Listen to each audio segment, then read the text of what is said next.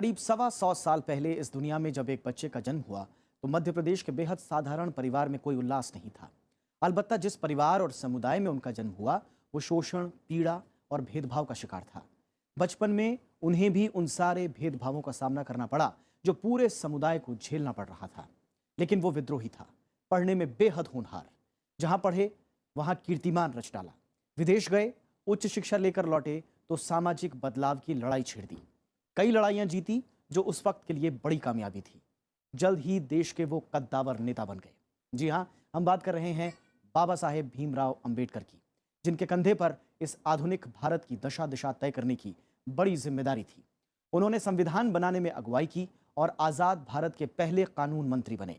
वो दलितों के लिए लड़े, महिलाओं के लिए लड़े और सामाजिक आर्थिक बदलाव के बड़े वाहक बने। 20वीं सदी में दुनिया के महानतम लोगों की सूची में आदर्श के साथ उनका नाम लिया जाता है। 14 अप्रैल को उनकी जयंती के मौके पर दुनिया भर में उन्हें याद किया गया। विशेष में आज हम बाबा साहेब की जिंदगी, उनके संघर्ष और भारत को लेकर उनके सपनों से आपको रूबरू कराएंगे और बताएंगे कि देश ने अंबेडकर जयंती को कैसे मनाया। तो शुरू करते हैं आज का विशेष।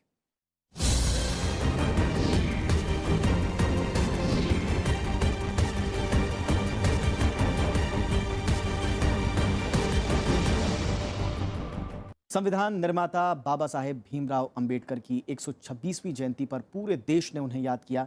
इस मौके पर बाबा साहेब की जन्मस्थली मऊ से लेकर दिल्ली तक कई कार्यक्रम हुए। राष्ट्रपति, उपराष्ट्रपति और प्रधानमंत्री ने उन्हें श्रद्धा सुमन अर्पित किए तो कई राजनेताओं ने बाबा साहेब को याद करते हुए संविधान और राष्ट्र निर्माण में उनकी भूमिका को याद किया। संसद भवन के प्रांगण में देश के शीर्ष नेता और राजनीतिक शख्सियतें बाबा साहेब भीमराव अंबेडकर को श्रद्धा सुमन अर्पित करने पहुंचे। राष्ट्रपति प्रणब मुखर्जी ने डॉक्टर अंबेडकर की प्रतिमा पर पुष्प अर्पित किए। उपराष्ट्रपति मोहम्मद हामिद अंसारी ने भी बाबा साहेब को पुष्पांजलि अर्पित की।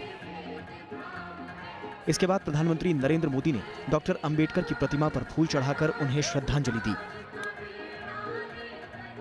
इस मौके पर लोकसभा स्पीकर सुमित्रा महाजन, सामाजिक और अधिकारिता मंत्री थावरचंद गहलोत, केंद्रीय मंत्री रामविलास पासवान समेत कई मंत्री और नेता मौजूद रहे।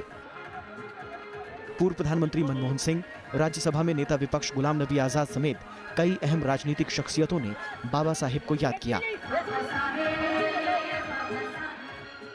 इसके बाद प्रधानमंत्री नरेंद्र मोदी नागपुर पहुंचे। प्रधानमंत्री ने नागपुर में भीमराव अंबेडकर की दीक्षा भूमि का दौरा किया। बाबा साहेब ने बौद्ध धर्म की दीक्षा यहीं ली थी।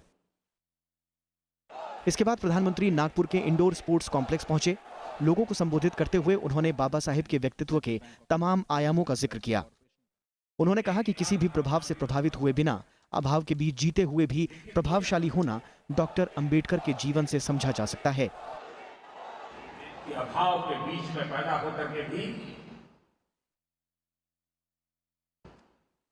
किसी भी प्रकार के प्रभाव से प्रभावित हुए बिना, अभावों के रहते हुए भी प्रभावी ढंग से जीवन की यात्रा को सफलतापूर्वक आगे बढ़ाया जा सकता है और वो प्रेरणा बाबा साहब अम्बेडकर से मिलती है। माननीय प्रधानमंत्री महोदय से सादर साग्रह निवेदन है कि आप बटन प्रेस कर इन शहरों को लेस कैश घोषित करें ताकि अन्य शहर। प्रधानमंत्री ने अंबेडकर जयंती के मौके पर कई महत्वपूर्ण कार्यक्रमों की भी शुरुआत की। इन योजनाओं का मकसद भारत में डिजिटल भुगतान क्रांति को आगे ले जाना है। इनमें व्यापारियों के लिए भीम आधार मंच की शुरुआत, भीम के लिए कैश बैंक और रेफरल बोनस योजना की शुरुआत और 75 टाउनशिप के लेस कैश होने की घोषणा शामिल है। और जो व्यापारी अपने दुकान पर भीम ऐप को लागू करेगा, कारोबार उससे शुरू करेगा, तो उसको जो उसे मिनिमम जो रैंक होगा उतना करेगा तो उसको 25 रुपए मिलेगा।